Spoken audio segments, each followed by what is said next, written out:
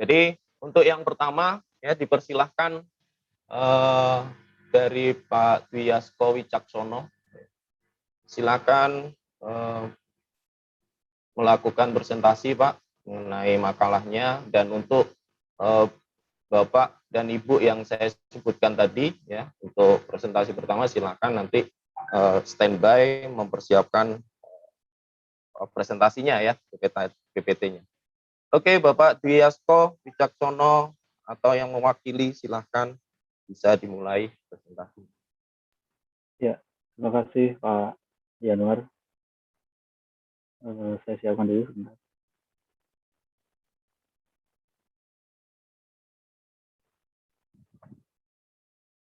Sudah kelihatan ya, Ibu, Bapak?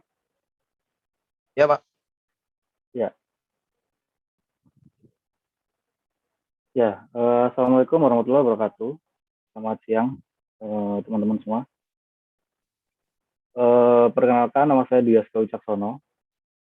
Saya mahasiswa kelas karyawan Universitas Al-Azhar Indonesia, jurusan Manajemen Bisnis,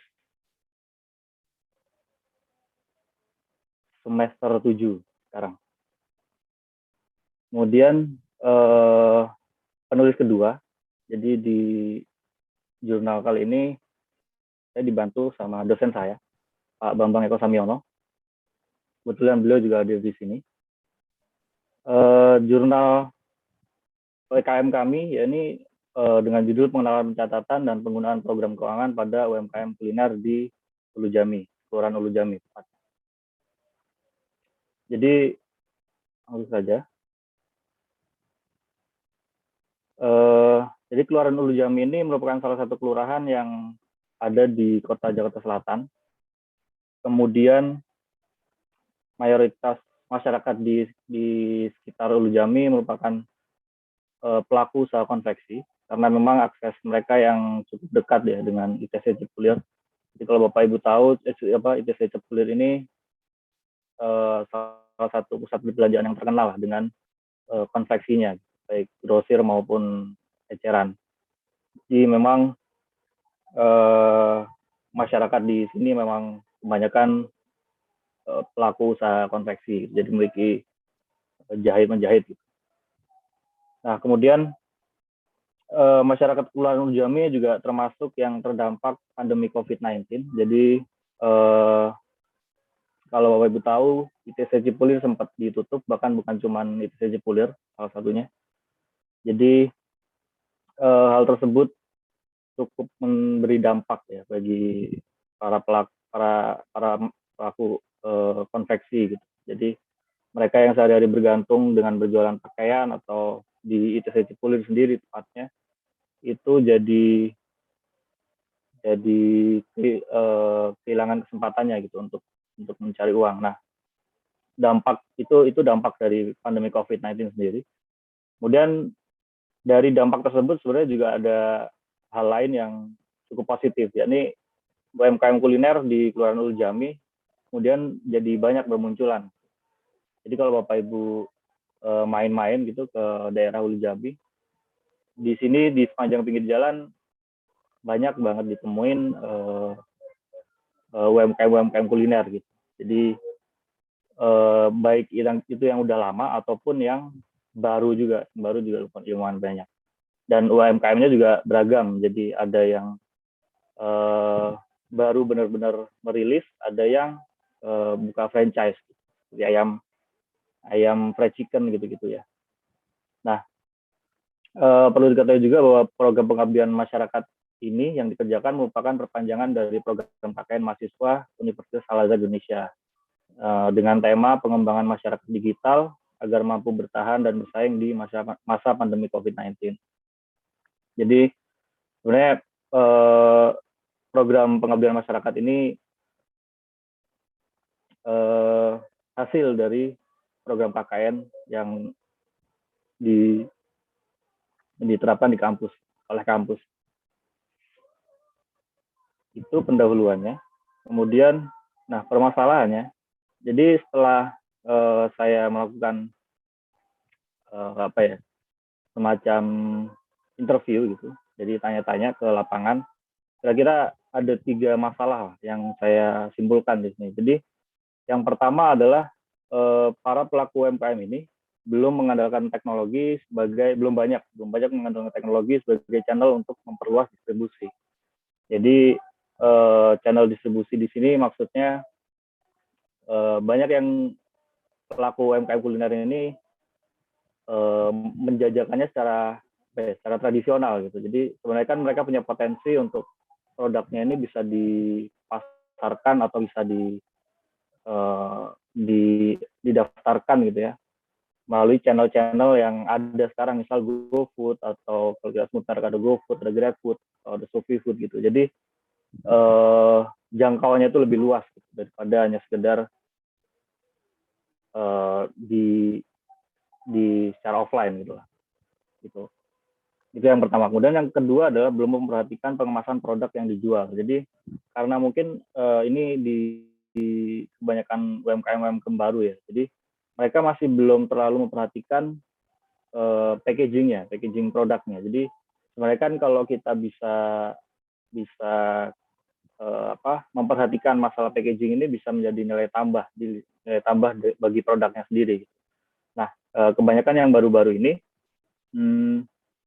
mereka hanya ya ala kadarnya aja gitu. Jadi dan dari sisi higienis juga masih dipertanyakan gitu. Apakah dengan packaging yang seperti itu higienis atau enggak gitu. Terus kemudian menarik atau enggak gitu untuk konsumen gitu. Jadi lebih ke sana. Kemudian yang ketiga adalah mengenai ini operasional. Jadi pencatatan yang dilakukan secara manual atau bahkan nggak melakukan pencatatan sama sekali. Jadi pencatatan di sini sesederhana. Jadi para pelaku UMKM ini melakukan pencatatan setiap kali ada transaksi. Jadi mereka tuh kebanyakan yang saya interview itu ya udah gitu. Mereka jualan, paginya jualan, pulangnya selesai gitu, udah tinggal ngitung uang aja gitu. Nah, tapi mereka nggak tahu nih dari modal awalnya berapa di hari yang sama itu, kemudian dapat untung berapa gitu, secara pasti gitu. Jadi mereka hanya ya mengira-ngira lah gitu, atau kelihatannya aja gitu. Jadi kebanyakan yang dikeluhkan di masalah ini adalah ya jualannya rame tapi pendapatannya kok segitu-gitu aja gitu. Nah, ini mungkin bisa jadi pencatatan ini mungkin bisa jadi salah satu solusi gitu ya. Jadi mereka tuh biar lebih terorganisir gitu. Jadi modal awalnya berapa, terjual berapa, untungnya berapa. Lebih dari itu bisa banyak hal, misal pencatatan stok atau pencatatan pencatatan stok. Nah, dari 3 masalah ini yang kami temukan, satu permasalahan ini yang dicerak kembali ini yang dicoba untuk dicarikan atau dibantukan solusinya melalui program PKM ini. Jadi kami fokus di pencatatan, masalah pencatatan. Nah, dari permasalahan ini, solusi permasalahannya seperti apa? Jadi solusinya lebih ke kita akan melakukan sosialisasi. Yang pertama, tujuan sosialisasinya adalah menjelaskan pentingnya melakukan pencatatan yang baik dan benar terhadap kegiatan operasional usaha mereka. Jadi kita coba edukasi. Kenapa sih pencatatan ini jadi satu hal yang simple, yang sederhana, tapi cukup penting gitu. Nah, itu kita coba jelaskan. Kemudian menjelaskan juga bagaimana melakukan pencatatan itu sendiri. Di sini yang kita lakukan itu adalah menjelaskan secara sederhana mungkin. Jadi kita nggak perlu banyak teori gimana bikin jurnal atau semacamnya gitu ya. Tapi kita coba bapak atau ibu gitu ya, modalnya berapa sih ketika buka di hari ini gitu. Terus kira-kira harga produknya berapa gitu. Terus yang kejual berapa gitu. Nah, kayak gitu-gitu. Kemudian yang ketiga, nah ini lebih ke, jadi Bapak Ibu tahu mungkin ada teknologi namanya POS atau Point of Sale. Nah, kita coba kenalkan penggunaan teknologi POS ini kepada mereka gitu. Jadi untuk memudahkan mereka melakukan pencatatan transaksi. Jadi kalau sekarang kalau Bapak Ibu lihat di beberapa kafe atau restoran gitu ya, mereka udah pakai gadget tuh di kasirnya. Nah, mungkin itu bisa jadi salah satu yang bisa dipakai juga. Jadi mereka nggak perlu mencatat manual, tapi udah ada di sistem. Nah, kemudian metode pelaksanaannya. Jadi program ini dilaksanakan setiap hari Minggu karena PSBB juga. Jadi setiap minggu selama 4 minggu, ya, sekitar 1 bulan. Nah, rancangannya adalah waktu itu minggu pertama kita terjun ke lapangan, kita coba jelasin program apa yang mau kita jalankan gitu ya, kita mau laksanakan. Kemudian kita cari mitranya gitu, atau penentuan peserta programnya. Jadi dari sini kemudian ditentukan ada 5 UMKM yang ada di sekitar Ulu Jami.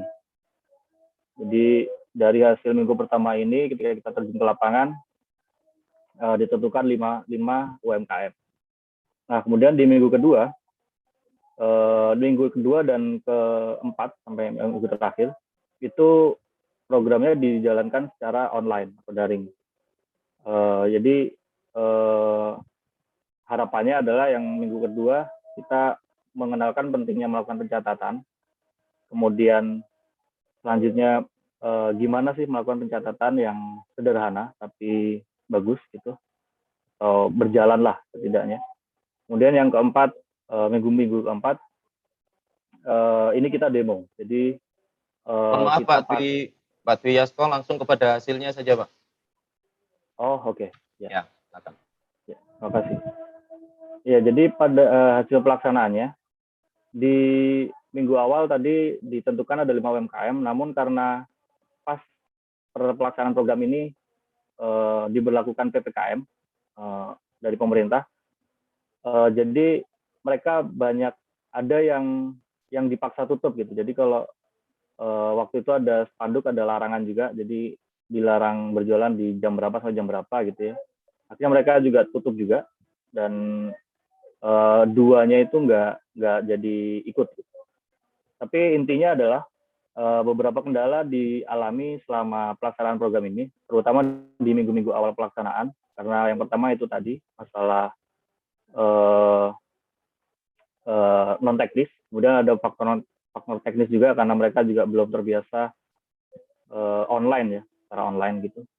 Kemudian tapi pada akhirnya peserta juga antusias sih mengikuti kegiatan yang dilaksanakan, terutama ketika mencoba aplikasi POS-nya.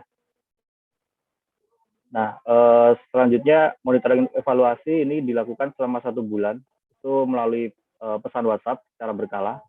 Jadi setelah pelaksanaan program 4 minggu tadi, kita juga jalankan semacam mentoring atau monitoring evaluasi lah selama 1 bulan. Nah, dengan diakhiri survei yang kira-kira indikatornya seperti ini. Jadi setelah dilakukan serangkaian program tadi, pengetahuan dan pengelolaan keuangan itu